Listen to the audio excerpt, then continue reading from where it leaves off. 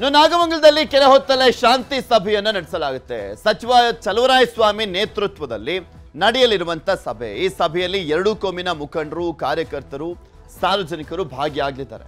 ಶಾಂತಿ ಸಭೆಯ ಮೂಲಕ ಸೌಹಾರ್ದತೆಯನ್ನ ಸಾಧಿಸಲಿಕ್ಕೆ ಯತ್ನವನ್ನ ಮಾಡಲಾಗ್ತಾ ಇದೆ. ಖಾಸಗಿ ಕಲ್ಯಾಣ ಮಂಟಪದಲ್ಲಿ ಶಾಂತಿ ಸಭೆ ನಡೆಯಲಿದ್ದು, ಕಲ್ಯಾಣ ಮಂಟಪದ ಬಳಿ ಪೊಲೀಸ್ ಬಿಗಿ ಭದ್ರತೆಯನ್ನ ಏರ್ಪಡಿಸಲಾಗಿದೆ. ಕಲ್ಯಾಣ ಮಂಟಪದಲ್ಲಿ ಶಾಂತಿ ಸಭೆಯನ್ನ ಆಯೋಜನೆ ಮಾಡಲಾಗಿರುವಂಥದ್ದು. ಏನೇ ಶಾಂತಿ ಸಭೆಯನ್ನ ಮಾಡಿದ್ರು ಕೂಡ ಯಾರು ಆ ಕಿಡಿಗೇಡಿಗಳು, ದುಷ್ಕರ್ಮಿಗಳು, ಆ ಗೂಂಡಾಗಳಿದ್ದಾರಲ್ಲ, ಫಸ್ಟು ಕಲ್ಲನ್ನ ತೂರಿದ್ದು ಪೆಟ್ರೋಲ್ ಬಾಂಬನ್ನ ಹಾಕಿದಂಥ ಗೂಂಡಾಗಳಿದ್ದಾರಲ್ಲ, ಅವ್ರನ್ನ ಮಾತ್ರ ಸುಮ್ಮನೆ ಬಿಡಬಾರ್ದು. ಅಂಥವ್ರ ಮನಸ್ಥಿತಿನೇ ಚೇಂಜ್ ಆಗೋಗಿದೆ.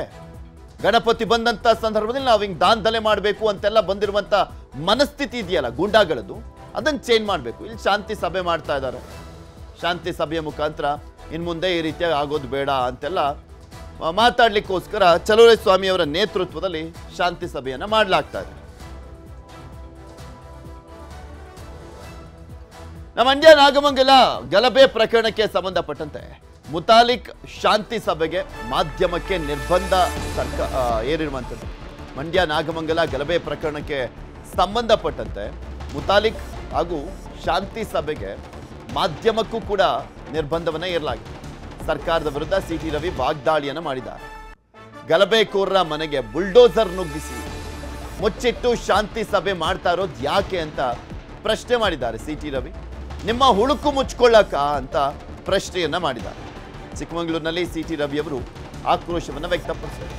ಎರಡು ವಿಚಾರದಲ್ಲಿ ಆಕ್ರೋಶ ವ್ಯಕ್ತಪಡಿಸಿದ್ದಾರೆ ಸಿಟಿ ರವಿ ಅವರು. ಗಣಪತಿ ಕೂರಿಸಿದಂತ ಕಮಿಟಿಯ ಅಧ್ಯಕ್ಷರ ಹೆಸರನ್ನ A1 ಅಂತ ಉಲ್ಲೇಖ ಮಾಡಿರುವಂಥದ್ದು, ಅದರ ಜೊತೆಗೆ ಶಾಂತಿ ಸಭೆಗೆ ಮಾಧ್ಯಮದವ್ರನ್ನ ನಿರ್ಬಂಧ ಮಾಡಿರುವಂಥದ್ದು, ಮುತಾಲಿಕ್ ಅವ್ರನ್ನ ನಿರ್ಬಂಧ ಮಾಡಿರುವಂಥ ವಿಚಾರದ ಬಗ್ಗೆ ಆಕ್ರೋಶವನ್ನು ವ್ಯಕ್ತಪಡಿಸಿದ್ದಾರೆ. ಅವರಿಗೆ ನೋಡಿ, ಲಾಡೆನ್ ಬಂದರೆ ಹಮಾರ ಆದ್ಮಿ ಅಂತ ಬಿಟ್ಕೊಳ್ತಾರೆ. ಮುತಾಲಿಕ್ ಹೋದರೆ ಇವ್ರಿಗೆ ಸಂಕಟ ಆಗತ್ತೆ.